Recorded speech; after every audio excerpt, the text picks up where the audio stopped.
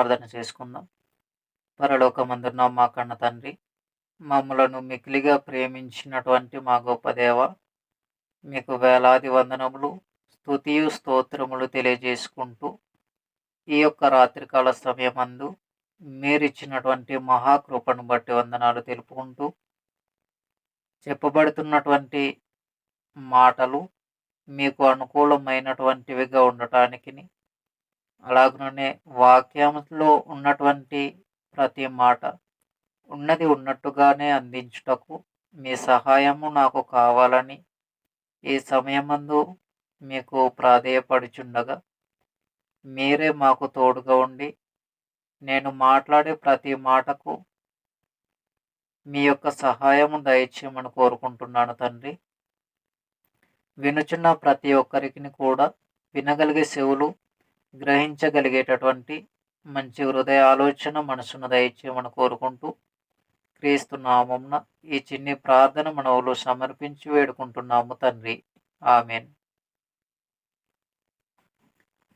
దేవుడిచ్చినటువంటి చక్కనైన అవకాశమును బట్టి మొదటిగా దేవాది దేవునికి వందనములు తెలియజేస్తూ, ఈ వీడియోను వీక్షిస్తూ దేవుని యొక్క మాటలు వినబోచు ఉన్నటువంటి మీ అందరికీ కూడా క్రీస్తు నామముననే శుభములు, వందనములు తెలియజేస్తూ ఉన్నాను. నేరుగా మనము ఈరోజు సందేశంలోనికి వెళదాం. గడిచినటువంటి వారంలో, గడిచిన 3-4 రోజులకు ముందు మనము ప్రాముఖ్యమైనటువంటి ఒక సందేశమును గురించి ఆలోచన చేయటం అనేది జరిగింది. ఈస్టర్ వాక్యానుసారమా అనేది మొదటి భాగంగా మనం నేర్చుకున్నాం. ఈరోజు అదే రెండవ భాగమును నేర్చుకుందాం. ఈస్టర్ వాక్యానుసారమా అనేటటువంటి దానిలో రెండవ భాగం. గడిచినటువంటి 3 రోజులకు ముందుగా మనము ఏం నేర్చుకున్నామంటే, ఈస్టర్ వాక్యానుసారమా అనేది మొదటి భాగంగా పార్ట్ 1గా నేర్చుకున్నాం. ఇప్పుడు ఈస్టర్ వాక్యానుసారమా అనేది రెండవ భాగము లేదా పార్ట్ 2. ఈ కోణంలో మరికొన్ని సంగతులను గురించి మనం ఆలోచన చేద్దాం. వాస్తవానికి మనసు పెట్టి ఆలోచన చేయగలిగితే గనుక గడిచినటువంటి వారంలో ఈ సందేశము వినిన వారికి, మొదటి భాగమును వినినటువంటి వారికి లేదా పార్ట్ 1 విన్న వారికి ఈ రెండవ భాగము చాలా సింపుల్గా అర్థమయ్యే అవకాశం అనేది ఉంది. అప్పుడు వచ్చిన వాళ్ళు, అప్పుడు విన్నవారు ఇప్పుడు వచ్చి వింటూ ఉంటే గనుక, లేదా ఆ వీడియోను రిలీజ్ చేసిన తరువాత వినినటువంటి వారు ఈ వీడియో రిలీజ్ అయిన తరువాత మరలా వినగలిగితే కనుక చాలా సులభముగా, చాలా ఈజీగా వారికి అర్థమయ్యే అవకాశం అనేది ఉంది. కాబట్టి ఇప్పుడు వింటున్న ప్రతి ఒక్కరు కూడా చాలా జాగ్రత్తగా మనసు పెట్టి దేవుని యొక్క మాటలు వినవలసినదిగా ప్రేమతో క్రీస్తు పేరట మీకు సవినయముగా నేను తెలియజేయచూ ఉన్నాను. ఎందుకంటే వాక్యము చాలా చాలా ప్రాముఖ్యమైనటువంటిది. లోకపరమైనటువంటి సంగతులు, లోకపరమైనటువంటి విషయాలు మనము మనసు పెట్టి వినకపోయినా పర్వాలేదు, కానీ వాక్యాన్ని వింటున్నప్పుడు చాలా జాగ్రత్తగా మనసు పెట్టి వాక్యాన్ని వినాలి. వాక్యము ఆత్మకు ఆహారము గనుక,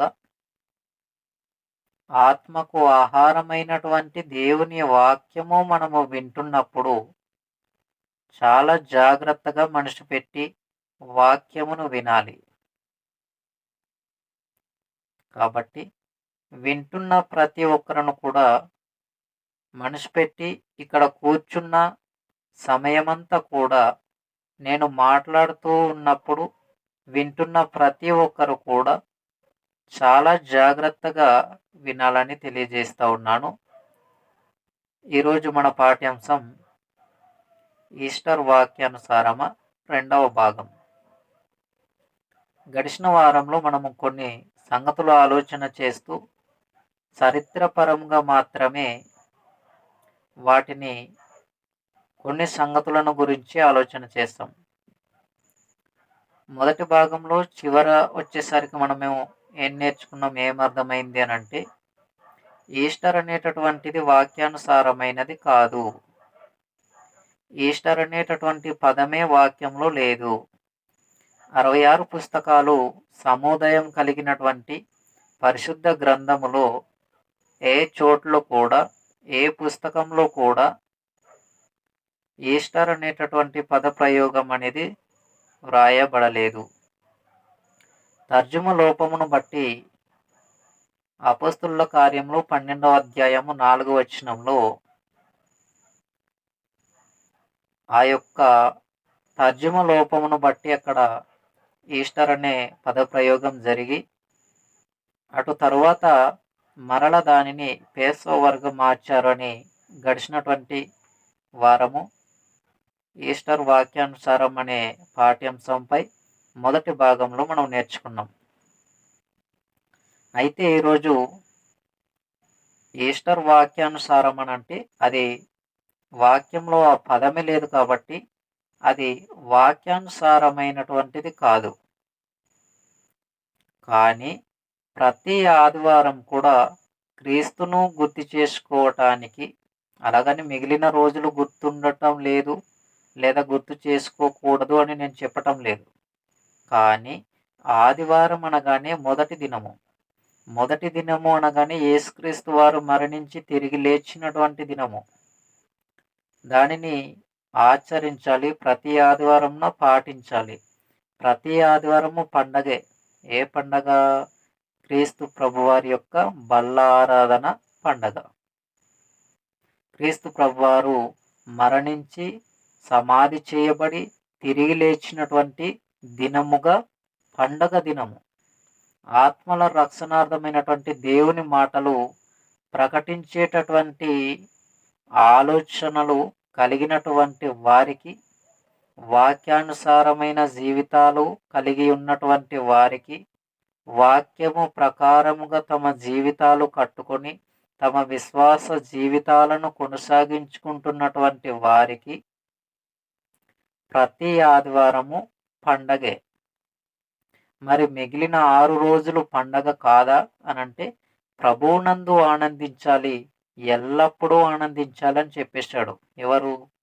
అపోస్తలుడైనటువంటి పౌలు గారు. మరి సంవత్సరానికి ఒకసారి ఈస్టర్ వస్తే ఆనందించటం వాక్యానుసారమా? సంవత్సరానికి వచ్చేటటువంటి ఈస్టర్ కూడా ఎలా వస్తుంది అంటే, నెల మారుతుంది, తేదీ మారుతుంది, తేదీ మారుతుంది, నెల మారుతుంది. ఇలా మారుతుంది అనంటే మనకేమర్థం అవ్వాలి?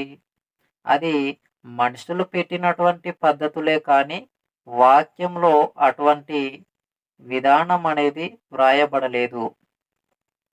వాక్యంలో తేదీ కానీ నెల కానీ, ఎవరు చేయాలి, ఎప్పుడు చేయాలి, ఎక్కడ చేయాలి, ఎందుకు చేయాలి, ఎలా చేయాలి, ఎన్ని రోజులు చేయాలి, చేయటానికి గల కారణాలేంటి, అసలు చేయాలా చేయకూడదా, ఇవన్నీ వ్రాయబడ్డాయా అని మనము వాక్యంలో గమనించినప్పుడు దీనిని గురించినటువంటి వాక్యాధారాలు లేవు.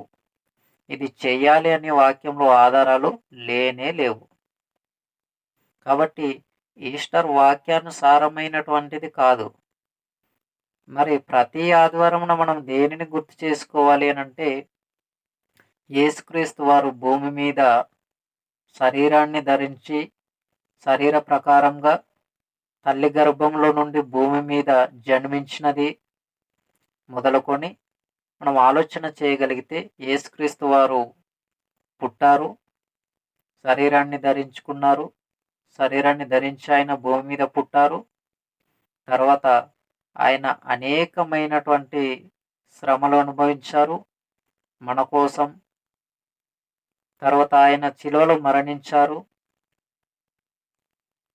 శిలువలో మరణించిన తరువాత సమాధి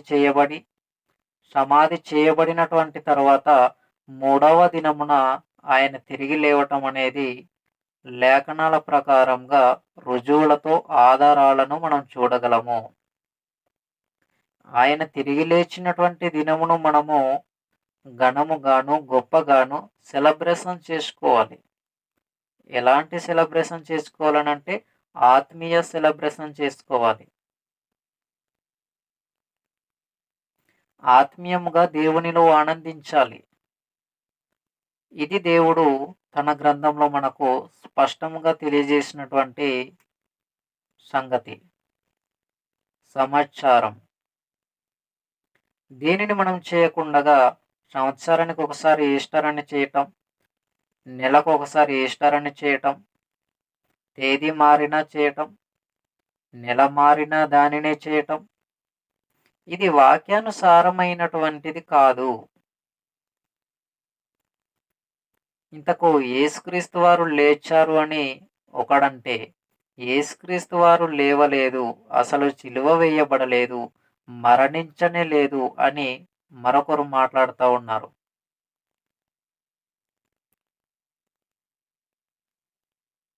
అసలు సిలువ వేయబడలేదు అనటానికి వాక్యంలో ఆధారాలు లేవు. ఆయన సిలువ వేయబడ్డారు, సమాధి చేయబడ్డారు, సమాధి నుండి 3వ దినమున ఆయన తిరిగి లేచారు. ఇది వాక్యంలో ఉన్నటువంటి ఆధారము. వాక్యంలో ఉన్నటువంటి ఆధారాలు అనేకములు కలవు. మనము లేఖనాలను పరిశీలన చేసుకుంటూ ముందుకు కొనసాగించుకోగలిగితే గనుక మత్తయి సువార్త మనము మొదటిగా చూద్దాం. మత్తయి సువార్త 28వ అధ్యాయము 1వ వచనం నుండి 10 వచనాల్లో మనం చూడగలిగితే, మత్తయి సువార్త 28వ అధ్యాయము 1వ వచనము నుండి 10 వచనములు. ఇక్కడ మనము చాలా ప్రాముఖ్యమైనటువంటి విషయాలు చూడగలము. మత్తయి సువార్త 28వ అధ్యాయము 1వ వచనం నుండి 10 వచనములు చూద్దాం. విశ్రాంతి దినము గడిచిపోయిన తరువాత ఆదివారమున తెల్లవారుచుండగా మగ్దలేని మరియయు వేరొక మరియయు సమాధిని చూడవచ్చిరి. ఇదిగో ప్రభువుదూత పరలోకం నుండి దిగివచ్చి రాయి పొర్లించి దాని మీద కూర్చుండెను. అప్పుడు మహాభూకంపము కలిగెను. ఆ దూత స్వరూపము మెరుపు వలె నుండెను. అతని వస్త్రము హిమమంత తెల్లగా నుండెను. అతనికి భయపడుట వలన కావలి వారు వణికి సచ్చిన వారి వలె నుండిరి.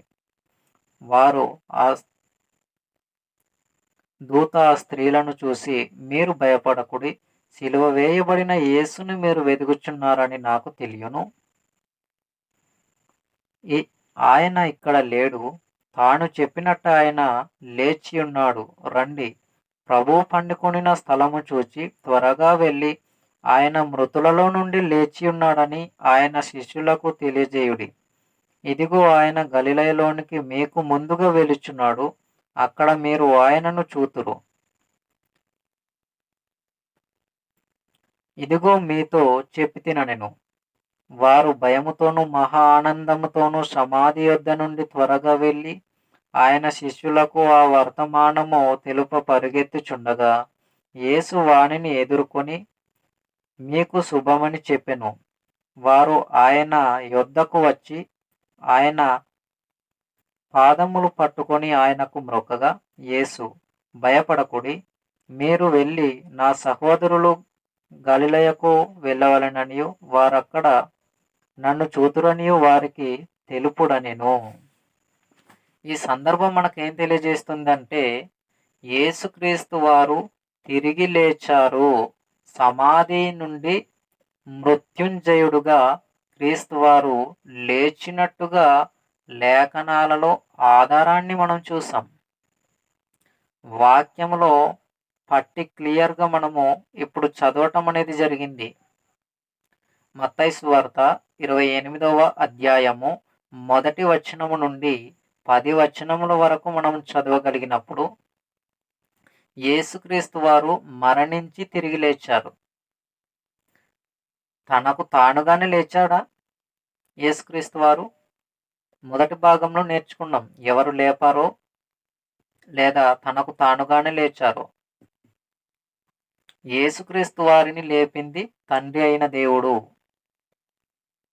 యేసుక్రీస్తు వారిని లేపింది ఎవరు? తండ్రి అయిన దేవుడు.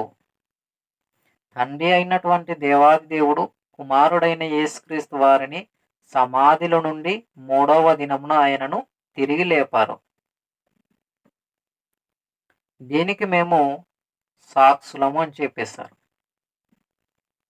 యేసుక్రీస్తు వారికి తిరిగి లేపినందుకు మేము సాక్షులము అన్నారు. కాబట్టి మనం ఆలోచన చేయగలుగుతుంటే యేసుక్రీస్తు వారు మరణించారు, సమాధి చేయబడ్డారు, సమాధి నుండి 3వ దినమున ఆయన తిరిగి లేచారు. చనిపోవడమే లేదు, సమాధి చేయబడటమే లేదు, ఆయన తిరిగి లేవనే లేదు అని చెబుతున్నటువంటి అసత్యపు మాటలు ఎక్కడ? అసత్యమును బోధించే వారి మాటలు ఎక్కడ? లేఖనాలలో తెలియజేయబడుతున్నటువంటి సత్యపు మాటలు ఎక్కడ? దేవుని యొక్క మాటలు ఎక్కడ? అసత్యాన్ని బోధించే వారి మాటలు నమ్మాలా? వాక్యం చెబుతున్నటువంటి సత్యమైన మాటలు నమ్మాలా? ఏది నిజం? ఏది వాస్తవం? దేనిని నమ్మాలి? దేనిని నమ్మకూడదు? ఇలా మనం ఆలోచించగలిగితే గనుక తప్పకుండా దేవుడు తెలియజేసినటువంటి సంగతులనే మనం నమ్మాలి. ఇప్పుడు దేవుడు తెలియజేసిన సంగతులు ఏంటి అనంటే యేసుక్రీస్తు వారు సమాధి చేయబడి 3వ దినమున తిరిగి లేచారు. అలా తిరిగి లేచారు అంటే కారణం దేవుడు. తండ్రి అయిన దేవుడు కుమారుడైన క్రీస్తు వారిని లేపారు. అలా లేపారు గనుకనే యేసుక్రీస్తు వారు 3వ దినమున లేచారు. మృత్యుంజయుడుగా ఆయన తిరిగి లేచాడు. ఇలా సమాధి చేయబడి లేచినటువంటి వారు ప్రపంచంలో ఎవ్వరు లేరు. మరొకసారి, సమాధి చేయబడి తిరిగి లేచినటువంటి వారు ప్రపంచంలోనే ఎవ్వరు లేరు. ఈయన ఏం చేశారంటే ప్రాణాలతో ఉన్నప్పుడు యేసుక్రీస్తు వారు ఒక మాట చెప్పారు. ఈ దేవాలయమును పడగొట్టండి, నేను 3 దినములలో తిరిగి కట్టుదును అన్నాడు. ఆ మాటకు అక్కడున్న వాళ్ళు ఏమని అర్థం చేసుకున్నారంటే 46 సంవత్సరములు కట్టినటువంటి ఈ దేవాలయాన్ని పడగొట్టిన తర్వాత 3 రోజులలో 3 దినాలలో లేపుతానంటున్నాడేంటి ఈయన అనుకుని వారు తమ చేతులతో చేసినటువంటి దేవాలయమును గురించి అనుకున్నారు. అక్కడ ఉన్నటువంటి మందిరమును గురించి అనుకున్నారు. కానీ యేసుక్రీస్తు వారు చెప్పింది తన దేహమును గురించి. ఈ దేవాలయము, ఈ దేహమనే దేవాలయము 3వ దినమున మరల తిరిగి లేస్తుందని చెప్పాడు. నేను మరల తిరిగి వస్తాను, తిరిగి లేవగలను అని చెప్పాడు. తాను చెప్పినట్టుగానే 3వ దినమున ఆయన తిరిగి లేచారు. అంటే దీనిని బట్టి మనకు ఏమర్థమవుతుంది? యేసుక్రీస్తు వారు సమాధి చేయబడ్డారు, తర్వాత ఆయన సమాధి నుండి తిరిగి లేచారు. వాక్యమేమో సమాధి చేయబడినట్టు తెలియజేస్తుంది, సిలువ వేయబడినట్టు తెలియజేస్తుంది, సిలువపై మరణించినట్టు తెలియజేస్తుంది, అలాగనే సమాధి చేయబడినట్టు తెలియజేస్తుంది, సమాధి నుండి తిరిగి లేచినట్టుగా కూడా వాక్యం తెలియజేస్తుంది. అనేకమైనటువంటి రుజువులు కలవు, అనేకమైనటువంటి వాక్యపు యొక్క ఆధారములు కలవు. కానీ వాక్యాన్ని ఎరుగనటువంటి అసత్య బోధకులు ఏమని బోధిస్తున్నారనంటే యేసుక్రీస్తు వారు శ్రమ పెట్టబడలేదు, శ్రమ పడలేదు, సిలువ వేయబడలేదు, సిలువలో మరణించలేదు, సమాధి చేయబడలేదు, సమాధి నుండి తిరిగి లేపబడలేదు, లేదా సమాధి నుండి తిరిగి లేవలేదు అని మాట్లాడుతూ ఉన్నారు. అజ్ఞానముగా మాట్లాడే వీరికి వాక్యంలో నుండి మనము ఆధారాలతో పాటు చూపించాలి. ఇక నుంచైనా బోధ మార్చుకోవాలి మీరు. దయచేసి అపార్థం చేసుకోకూడదు. కానీ వాక్యాన్ని పరిశీలన చేయాలి.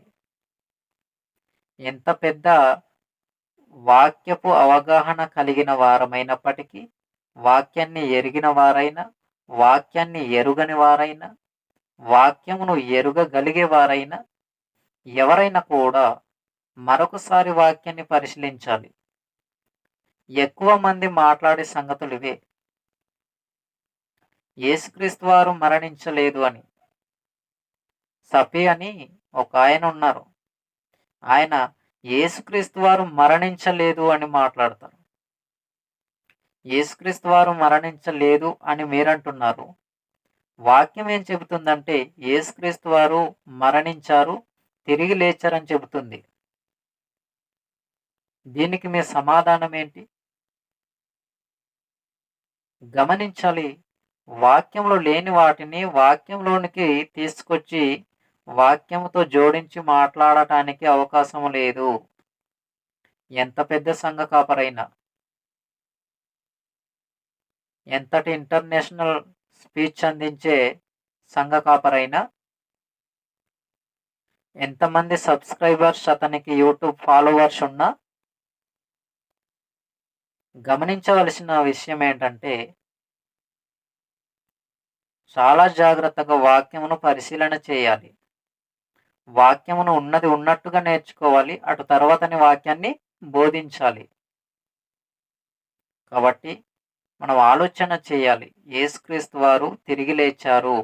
అనేకమైన ఆధారాలు కలవు. నేను ఇంకా వాక్యంలో నుండి అనేకమైనటువంటి సంగతులు చూపిస్తాను. మార్కు సువార్త 16వ అధ్యాయం. మార్కు సువార్త 16వ అధ్యాయము 1వ వచనం నుండి 11వ వచనముల వరకు కూడా అనేకమైనటువంటి సంగతులు కలవు. మార్కు సువార్త 16వ అధ్యాయము 1వ వచనం నుండి 11వ వచనాలు. ఇక్కడ మనము మరికొన్ని సంగతులను గురించి ఆలోచిద్దాం. విశ్రాంతి దినము గడిచిపోగానే మగ్దలేని మరియయు, యాకోబు తల్లి అయిన మరియయు, సలోమేయు వచ్చి ఆయనకు పూయవలెనని సుగంధ ద్రవ్యములు కొనిరి. ఎవరికి? యేసుక్రీస్తు వారికి. ఎప్పుడు? ప్రాణాలతో ఉన్నప్పుడు కాదు, మరణించిన తర్వాత యేసు దేహానికి సుగంధ ద్రవ్యాలు పూయాలని వీరు సిద్ధం చేసుకుంటున్నారు, కొనుక్కున్నారు. తర్వాత వారు ఆదివారమున పెందలకడ లేచి బయలుదేరి సూర్యోదయమైనప్పుడు సమాధి యొద్దకు వచ్చుండగా, సమాధి ద్వారము నుండి మన కొరకు ఆ రాయి ఎవడు పొర్లించునని ఒకరితో ఒకరు చెప్పుకొనుచుండిరి. వారు వచ్చి కన్నులెత్తి చూడగా రాయి పొర్లింపబడి ఉండగా చూచిరి. ఆ రాయి ఎంతో గొప్పది, ఎంతో పెద్దది. అప్పుడు వారు సమాధిలో ప్రవేశించి తెల్లని నిలువుటంగి ధరించుకొని ఉన్న ఒక పడుచువాడు కుడివైపున కూర్చుండుట చూచి మిగులా కలవరపడిరి. అందుకతడు, కలవరపడకుడి, సిలువ వేయబడిన నజరేయుడగు యేసును మీరు వెదుకుచున్నారు. ఆయన లేచి ఉన్నాడు, ఇక్కడ లేడు. వారు ఆయనను ఉంచిన స్థలము చూడుడి. అంటే ఇక్కడ చెబుతున్నది కూడా యేసుక్రీస్తు వారు సమాధిలో లేరు, ఆయన లేచి ఉన్నారు అని చెబుతున్నారు. చూడండి 7వ వచనంలో, మీరు వెళ్ళి ఆయన మీకంటే ముందుగా గలిలయలోనికి వెలుచున్నాడనియు ఆయన మీతో చెప్పినట్టు అక్కడ మీరు ఆయనను చూతురనియు ఆయన శిష్యులతోనూ పేతురుతోనూ చెప్పుడనెను. వారు బయటకు వచ్చి విస్మయము నొంది నజరేతు సమాధి యొద్ద నుండి పారిపోయిరి. వారు భయపడినందున ఎవరితోనూ ఏమీ చెప్పలేదు. ఆదివారము తెల్లవారినప్పుడు యేసు లేచి తాను 7 దయ్యములను వెళ్ళగొట్టిన మగ్దలేని మరియకు మొదట కనబడెను. ఆయనతో ఉండిన వారు దుఃఖపడి ఏడ్చుండగా ఆమె వెళ్ళి ఆ సంగతి వారికి తెలియజేసెను. గాని ఆయన బ్రతికి ఉన్నాడని ఆమెకు కనబడినని వారు విని నమ్మకపోయిరి. అంటే ఈ సందర్భం కూడా దేనిని సూచిస్తుందంటే యేసుక్రీస్తు వారు సమాధి చేయబడి తిరిగి లేచినటువంటి సందర్భాన్ని సూచిస్తుంది. రుజువులు ఉన్నాయి, వాక్యంలో ఆధారాలు ఉన్నాయి, వాక్యంలో అనేకమైన ఆధారాలు కలవు. కానీ సభి గారు ఏమంటారంటే అసలు వాక్యంలో యేసుక్రీస్తు వారు మరణించి సమాధి చేయబడి తిరిగి లేచినటువంటి ఆధారాలు ఎక్కడ లేదు అని సభి గారు మాట్లాడతారు. ఆయన వయసులో పెద్దవారు, గొప్పవారు. కానీ నేను ఆయన పేరును ప్రస్తావించవలసిన అవసరం ఎందుకు వచ్చిందంటే ఆయన వాక్యాన్ని వక్రీకరించి మాట్లాడుతున్నారు గనుక, వాక్యంలో లేని దానిని వాక్యంలోనికి తీసుకొచ్చి బోధిస్తూ ఉన్నారు గనుక ఆయనకు సవినయంగానే నేను ప్రేమపూర్వకంగానే అతనికి నేను తెలియజేసే విషయం ఏంటంటే దయచేసి గమనించగలరు, వాక్యంలో లేని దానిని వాక్యంలోనికి తీసుకొచ్చి బోధించవలసిన అవసరత లేదు. వాక్యంలో ఉన్నదానిని తీసేసి మాట్లాడవలసిన అవసరత లేదు. దేవుడు ఎక్కడ మాట్లాడితే అక్కడ మాట్లాడాలి. దేవుడు ఎక్కడ నిశ్శబ్దముగా ఉంటే అక్కడ మనము నిశ్శబ్దముగానే ఉండాలి. దేవుని ఆజ్ఞ ఎక్కడ ఉంటే అక్కడ మనము మాట్లాడాలి. దేవుని ఆజ్ఞ లేని చోట మన ఆజ్ఞను యాడ్ చేసుకుని మాట్లాడటానికి అవకాశం లేదు. ఎంత గొప్ప సంఘ కాపరైనా ఈ విషయాన్ని మనసులో దృష్టిలో పెట్టుకోవాలి. ఎందుకంటే ఆత్మ పరలోకానికి వెళ్ళాలంటే వాక్యమును పరిశీలన చేయవలసినటువంటి వారిగా మనం భూమి మీద బ్రతకాలి. ఎందుకంటే సంఘ కాపురులు కాబట్టి, సంఘ కాపురులమైన మనము, సంఘాన్ని నడిపించే మనము, లేదా వింటున్నటువంటి సంఘ విశ్వాసులైనా కూడా వాక్యమును జాగ్రత్తగా పరిశీలించాలి. అందుకే గడిచినటువంటి నెలలో మనము చాలా ప్రాముఖ్యమైనటువంటి అంశములపై వాక్య సందేశాలను నేర్చుకోవటం జరిగింది. అపోస్తుల బోధలు సంఘ విశ్వాసులు, అపోస్తుల బోధలు సంఘ కాపరులు, ఇవన్నీ మనం నేర్చుకోవలసిన అవసరం ఏమొచ్చింది? ఇవన్నీ మనం ఎందుకు నేర్చుకోవాలి అని అంటే జాగ్రత్తగా వాక్యమును పరిశీలించాలి. వాక్యము నేర్పిస్తున్నటువంటి అడుగుజాడలలో క్రీస్తు వారిని పోలి మనము నడుచుకోవాలి. క్రీస్తును పోలి నడుచుకున్నటువంటి అపోస్తుల జీవితాలను పోలి మన జీవితాలు మనము దేవునికి సమర్పించుకొని బ్రతకాలి. అందుకోసమే ఈ యొక్క మాటలు అనేవి ఈ సమయంలో మనం నేర్చుకుంటున్నాం. అలాగనే మరొక సందర్భాన్ని చూద్దాం. లూకాసు వార్తలో కూడా కొన్ని సంగతులు చూద్దాం. ఈ యొక్క అధ్యాయం అంతా కూడా చాలా విషయాలు తెలియజేస్తాయి. లూకాసు వార్త 24 అధ్యాయము 1 నుండి 31 వచనాలు పూర్తిగా మీరు రాసుకోగలిగే వాళ్ళు. లూకాసు వార్త 24 అధ్యాయము 1 వచనం నుండి, లూకాసు వార్త 24 అధ్యాయము 1 వచనం నుండి 31వ వచనం వరకు మీరు రాసుకోగలిగే వాళ్ళు. కొన్ని విషయాలు, కొన్ని సంగతులు మనము కొన్ని వచనాలు చూద్దాం. ఆదివారమున తెల్లవారుచుండగా ఆ స్త్రీలు తాము సిద్ధపరిచిన సుగంధ ద్రవ్యములను తీసుకొని సమాధి వద్దకు వచ్చి సమాధి ముందర ఉండిన రాయి దొర్లింపబడి ఉండుట చూచి లోపలికి వెళ్ళిరి గాని ప్రభువైన యేసు దేహము వారికి కనబడలేదు.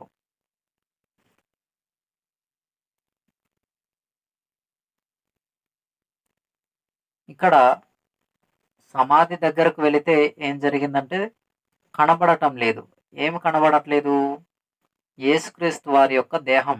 యేసుక్రీస్తు వారు అక్కడ ఉన్నారో లేదో అనేది మనం ఇంకా చదువుతూ వాక్యాన్ని కొనసాగించుకోగలిగితే, ఇందును గూర్చి వారికి ఏమీ తోచకై ఉండగా ప్రకాశమానమైన వస్త్రములు ధరించిన 2 మనుషులు వారి యొద్ద నిలువబడిరి. వారు భయపడి ముఖములను నేలమోపియుండగా, మీరు సజీవుడైన వానిని మీరెందుకు మృతులలో వెదుకుచున్నారు? ఆయన ఇక్కడ లేడు, ఆయన లేచి ఉన్నాడు. ఆయన ఇంకా గలిలయలో ఉండినప్పుడు మనుష్య కుమారుడు పాపిష్టులైన మనుషుల చేతికి అప్పగింపబడి సిలువ వేయబడి 3 దినములో లేవవలసి ఉన్నదని ఆయన మీతో చెప్పిన మాట. 3వ దినమందు లేవవలసి ఉన్నదని ఆయన మీతో చెప్పిన మాట జ్ఞాపకం చేసుకొనుడని వారితో అనిరి.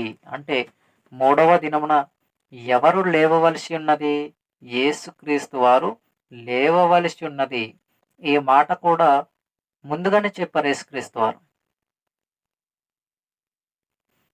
అంటే యేసుక్రీస్తు వారికి తెలుసు ఏమని, నేను చంపబడతాను, చనిపోతాను, సమాధి చేయబడతాను, తర్వాత దేవుడు నన్ను మరల 3వ దినమున నన్ను లేపుతాడు అన్న విషయం ఎవరికి తెలుసు అంటే యేసుక్రీస్తు వారికి తెలుసు. యేసుక్రీస్తు వారికి తెలుసు. సమాధి చేయబడి నేను తిరిగి లేస్తానన్న విషయం యేసుక్రీస్తు వారికి తెలుసు. అయినా సరే యేసుక్రీస్తు వారు భయపడలేదు.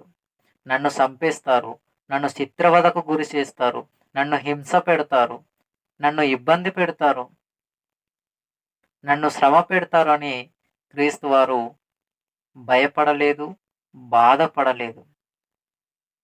చివరకు క్రీస్తును అంతగా శ్రమ పెడుతున్నటువంటి వాళ్ళు కూడా సంతోషంగానే క్రీస్తు వారిని శ్రమ పెట్టారు.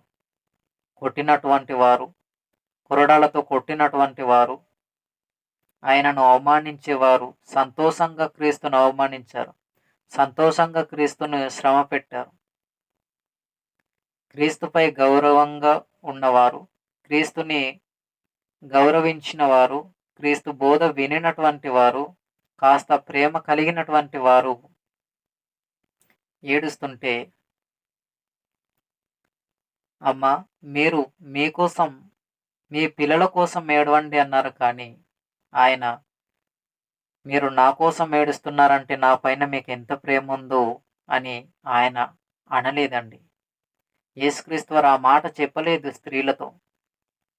మీరు ఏడుస్తున్నారు, మీకోసం మీ పిల్లల కోసం ఏడవండి అని చెప్పారు.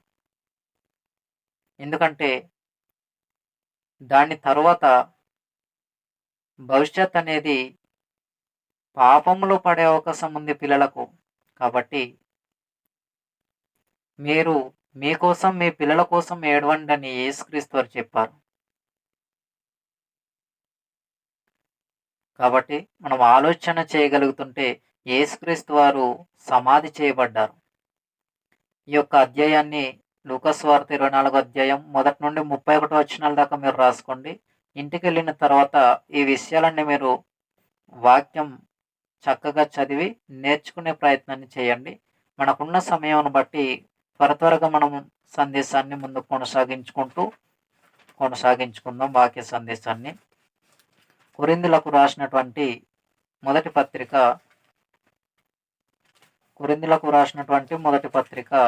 15వ అధ్యాయము 1 నుండి 4 వచనాలు చూద్దాం. కొరింథీయులకు రాసినటువంటి మొదటి పత్రిక 15వ అధ్యాయము 1 నుండి 4 వచనములు.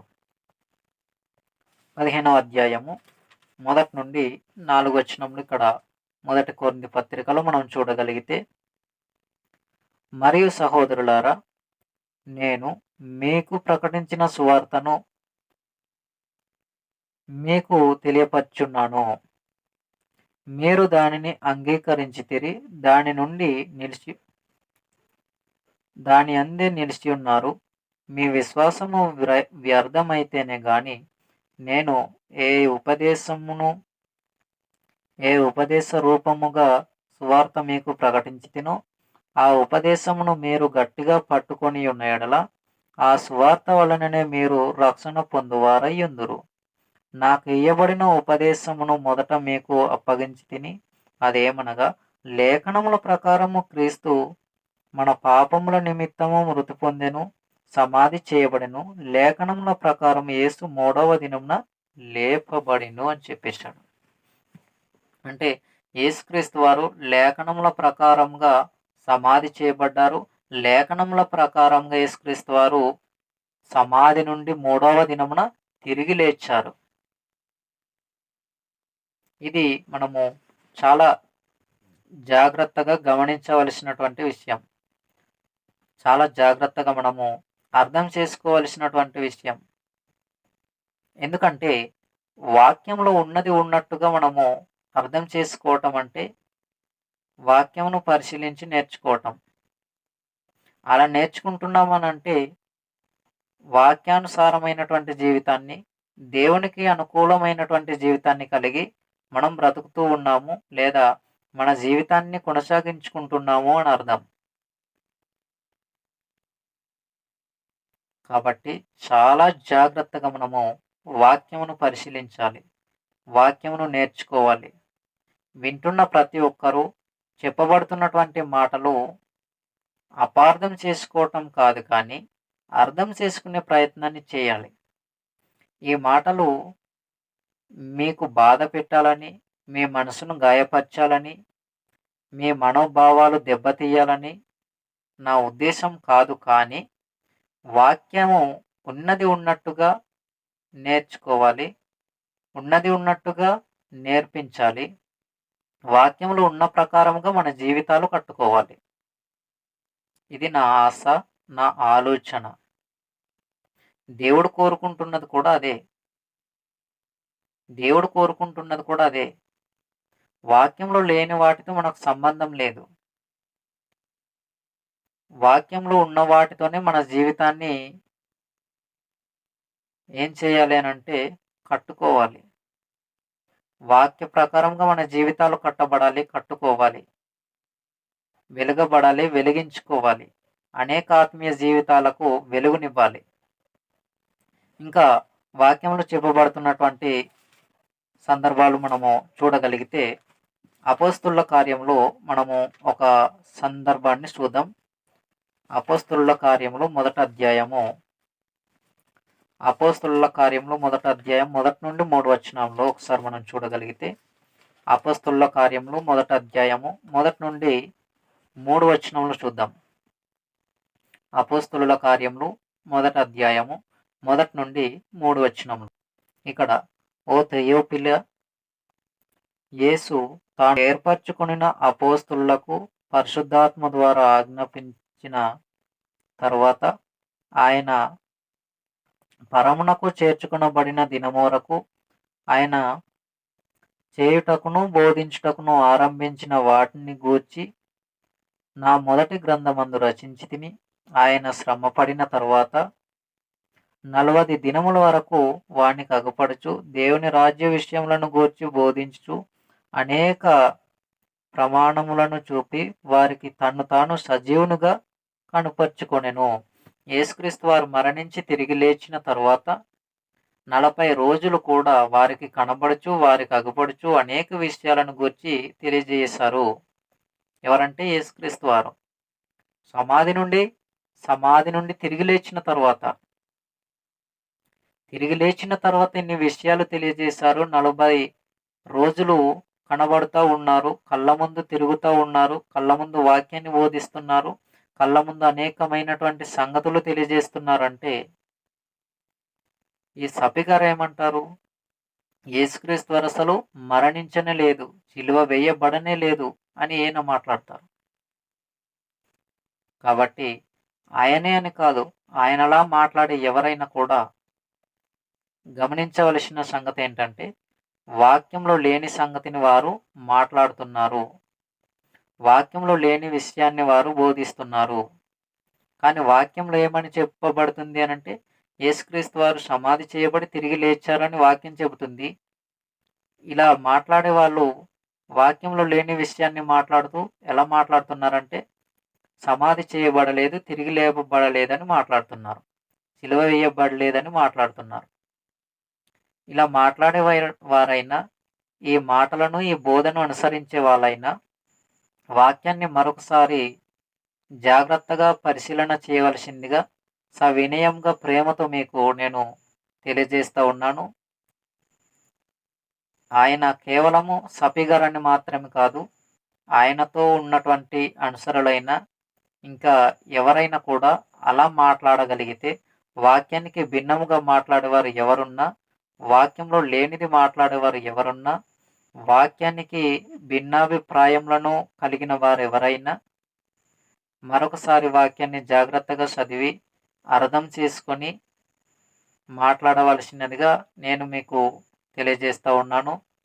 దయచేసి అపార్థం చేసుకోకూడదు, అపార్థం చేసుకోకండి. నేను చెప్పే విషయాలు ఏంటంటే, వాక్యంలో ఉన్నది ఉన్నట్టుగా నేర్చుకొని మనం బోధించాలి, మనం పాటించాలి, ఇతరులకు నేర్పించాలి. ఇది నేను ప్రేమతో మీకు తెలియజేస్తున్నటువంటి సమాచారం. మరికొన్ని సంగతులను గురించి మనం ఆలోచన చేద్దాం. అదే అపొస్తలుల కార్యములు 26వ అధ్యాయము మనం ఒకసారి చూద్దాం. అపొస్తలుల కార్యములు 26వ అధ్యాయము 22, 23 వచనాలు. 26వ అధ్యాయము అపొస్తలుల కార్యములు 26వ అధ్యాయము 22, 23 వచనములు మనము జాగ్రత్తగా చూడగలిగితే, అయినను నేను దేవుని వలనైన సహాయము పొంది నేటి వరకు నిలిచి ఉంటిని. క్రీస్తు శ్రమపడి మృతుల పునరుద్ధానము పొందు వారితో మొదటి వాడవుట చేత ఈ ప్రజలకును అన్యజనులకును వెలుగు ప్రచురింపబోవున్నవి. అంటే యేసుక్రీస్తు వారు తిరిగి లేవటంలో ప్రథమ ఫలము, మొదటి వ్యక్తి ఆయన. ఎవరు? యేసుక్రీస్తు వారు. సమాధి చేయబడి తిరిగి లేచినటువంటి వారిలో యేసుక్రీస్తు వారు ప్రథమ ఫలము, అంటే మొదటిగా తిరిగి లేపబడినటువంటి వాళ్ళు. అటు తర్వాత మనము కూడా తిరిగి లేచే అవకాశం ఉంది.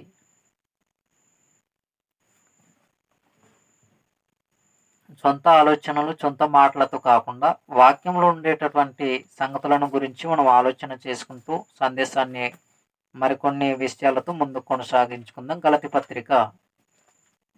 గలతీలకు రాసినటువంటి పత్రిక 3వ అధ్యాయము.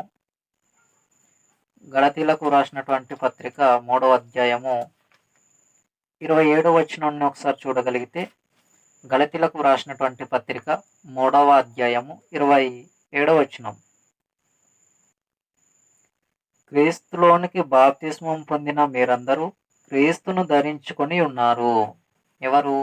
క్రీస్తులోనికి బాప్తిస్మం పొందినటువంటి మనమందరము కూడా ఎవరిని ధరించుకున్నామనంటే క్రీస్తుని ధరించుకున్నాము. బాప్తిస్మం పొందటం అంటే సమాధి చేయబడటం,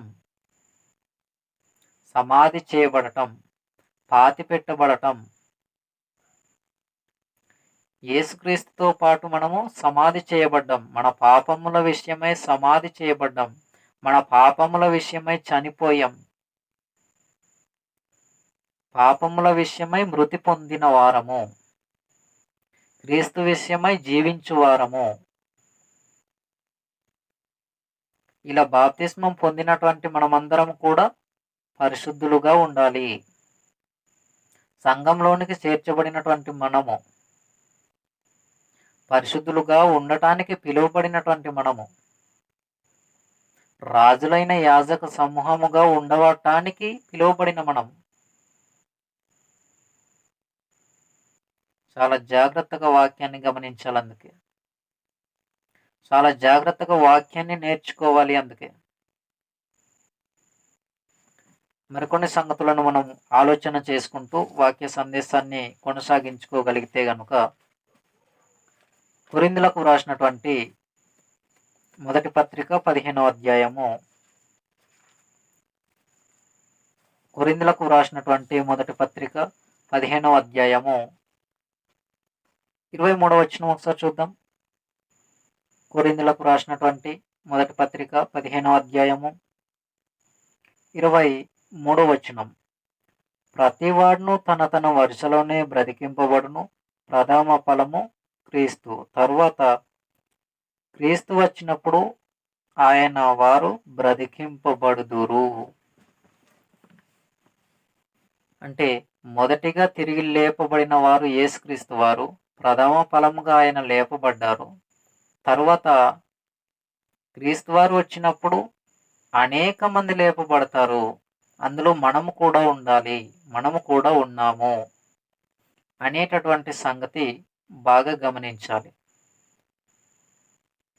క్రీస్తు కోసం ఈ భూమి మీద బ్రతికిన మనమంతా కూడా మహిమా దేహాన్ని ధరించుకునేటటువంటి వారమై ఉంటాం. కాబట్టి మనమందరం కూడా పరలోకానికి చేరటానికి ఈ భూమి మీద సిద్ధపడినటువంటి వారిగా ఉండాలి. యేసుక్రీస్తు వారు మరణించి ఎలా సమాధి చేయబడి తిరిగి లేపబడ్డారో అలాగే మనము కూడా తిరిగి లేస్తాము. ఫర్ ఎగ్జాంపుల్, ఒక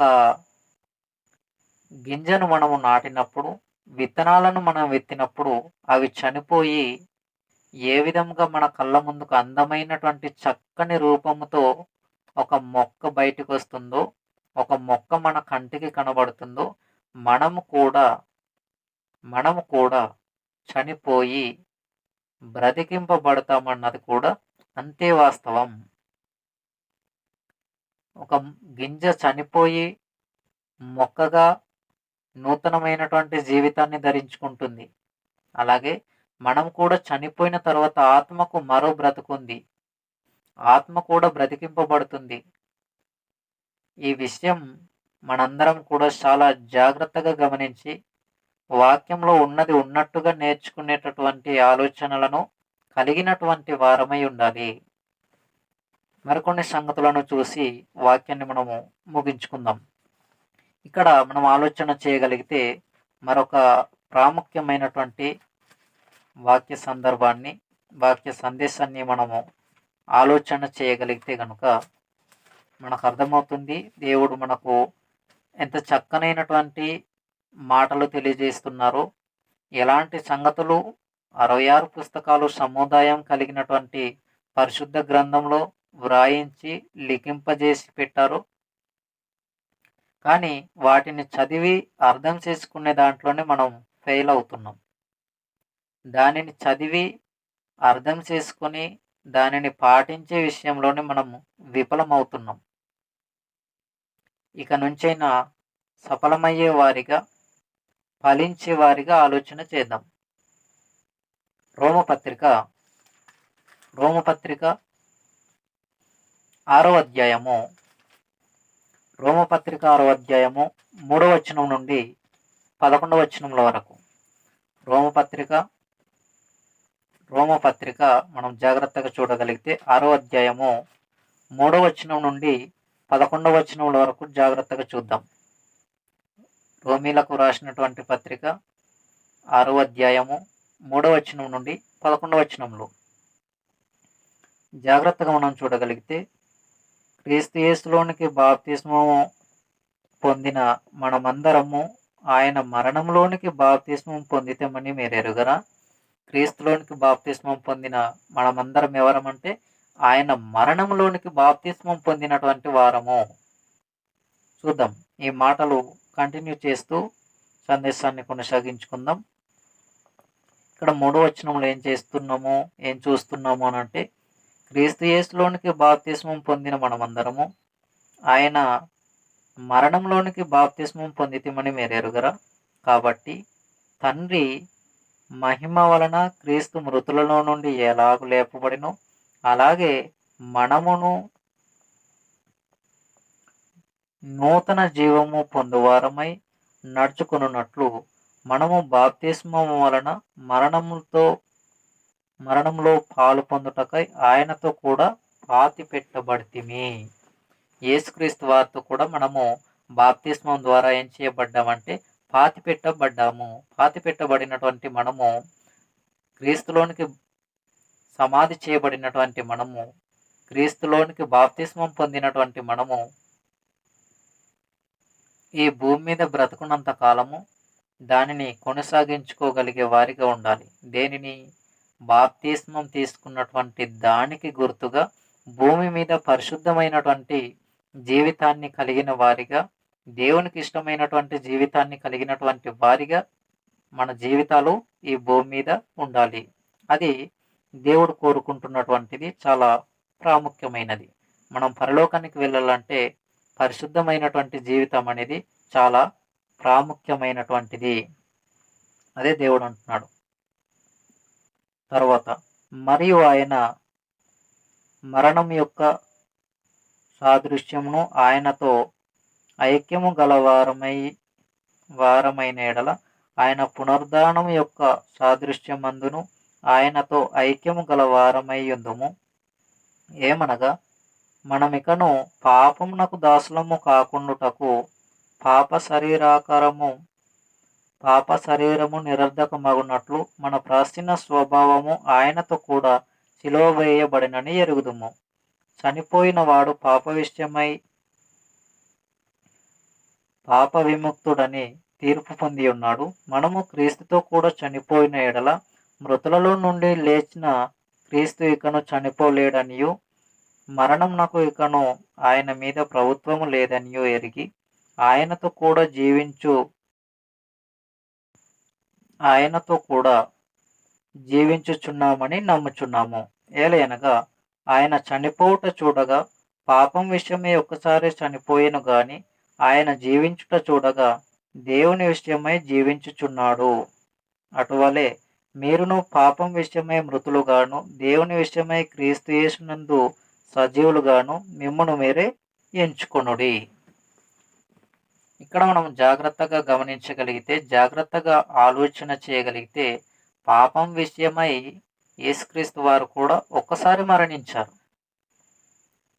పాపం విషయమై అంటే యేసుక్రీస్తు వారు పాపం చేసి కాదు, మన పాపంల విషయమై యేసుక్రీస్తు వారు ఒకసారి మరణించారు. మన పాపముల విషయమై యేసుక్రీస్తు వారు ఒకసారి మరణించారు. ఆ మరణం ద్వారా మనందరికీ రక్షణ వచ్చింది.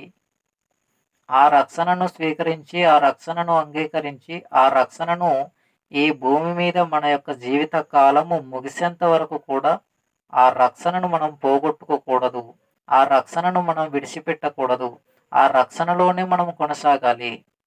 ఆయన మరణించి తిరిగి లేచినట్టుగానే మనం కూడా మరణించి తిరిగి లేవలసినటువంటి అవకాశం ఉంది. ఇది వాక్యంలో దేవుడు చాలా స్పష్టముగా తెలియజేస్తున్నటువంటి సమాచారం. చాలా ప్రాముఖ్యమైనటువంటి సంగతి. ఇదంతా కూడా జాగ్రత్తగా మనసు పెట్టి ఆలోచన చేయగలిగితేనే అర్థమవుతుంది. పైన వాక్యాన్ని చదువుతూ అర్థమవుతుందిలే, నాకేదో అర్థమైంది, దానిని నేను పాటిస్తాను, దానిని నేను సంఘంలో వివరిస్తాను అనుకోవటానికి లేదు. కాబట్టి యేసుక్రీస్తు వారు చనిపోయి తిరిగి లేచారు. దానిని మనము ప్రతి దినము అంటే ప్రతి ఆదివారం కూడా దానిని మనము కొనసాగించుకోవలసినటువంటి వారంగా సిద్ధపడి ఉండాలి. చివరిగా మనం ఒక మాట చూసి ముగించుకుందాం. కొరింథీయులకు రాసినటువంటి మొదటి పత్రిక 6వ అధ్యాయము 14వ వచనం ఒకసారి చూడండి.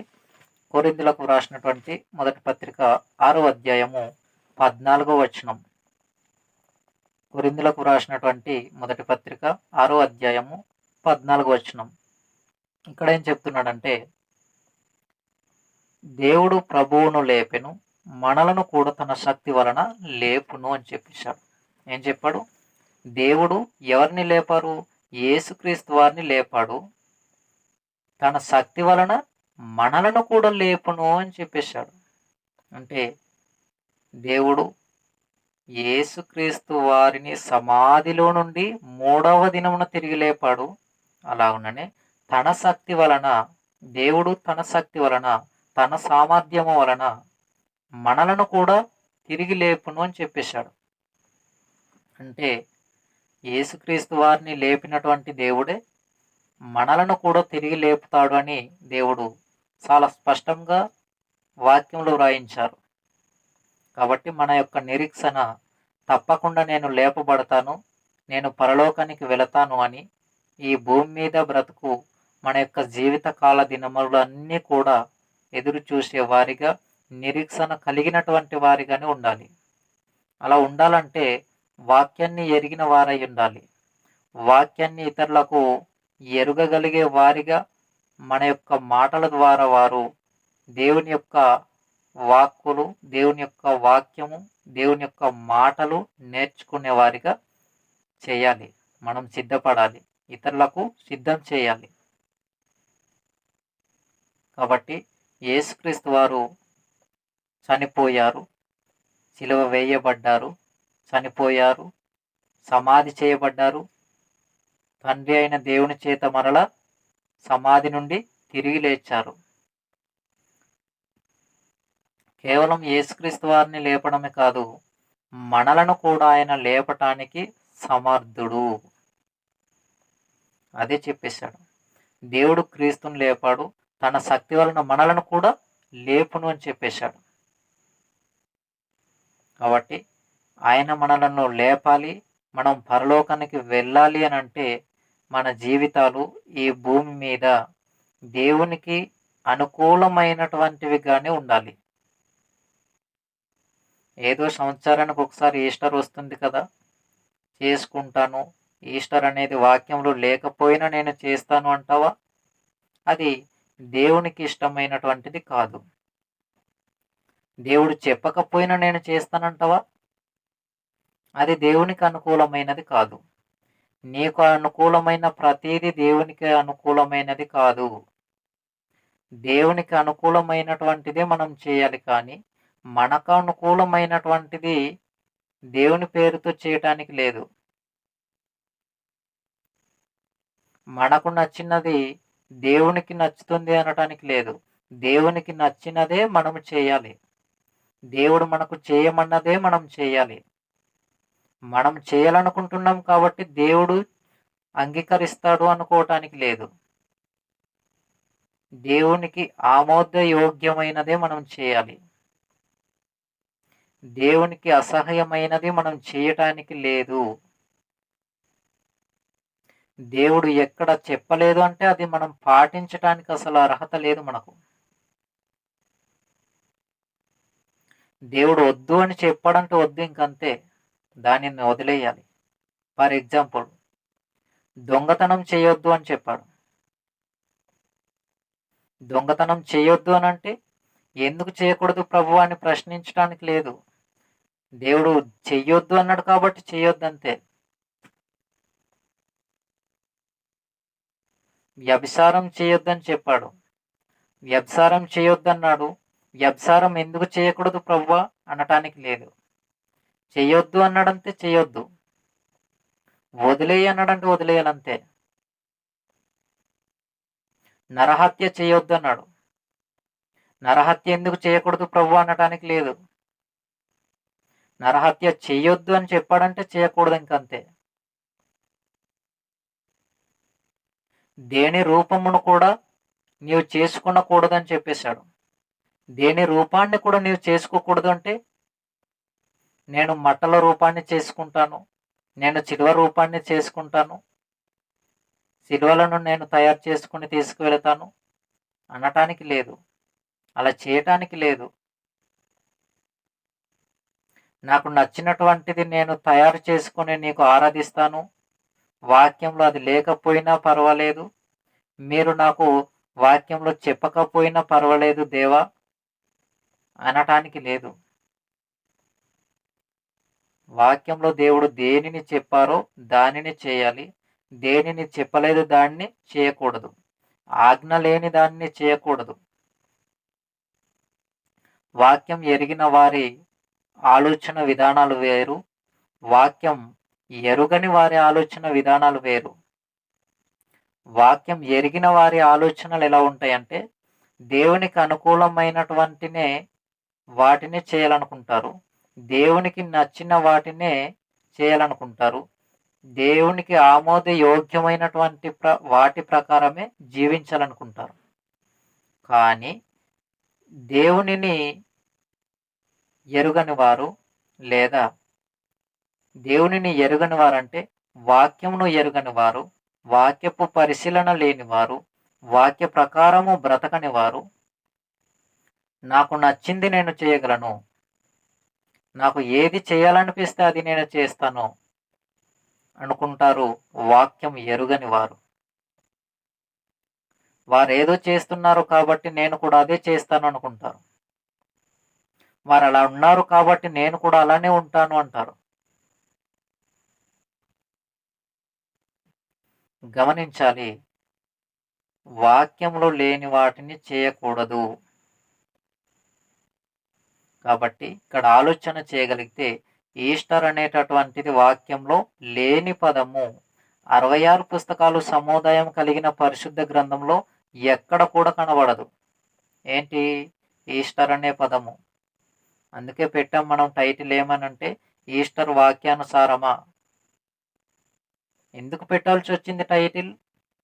ఎందుకు ఈ అంశంను పెట్టాల్సి వచ్చింది అనంటే వాక్యానుసారమా కాదా అనేది సందేశాన్ని వివరిస్తున్నప్పుడు పూర్తి వివరణ అయిపోయిన తర్వాత పూర్తిగా వినినటువంటి వారికి అర్థం కావాలి.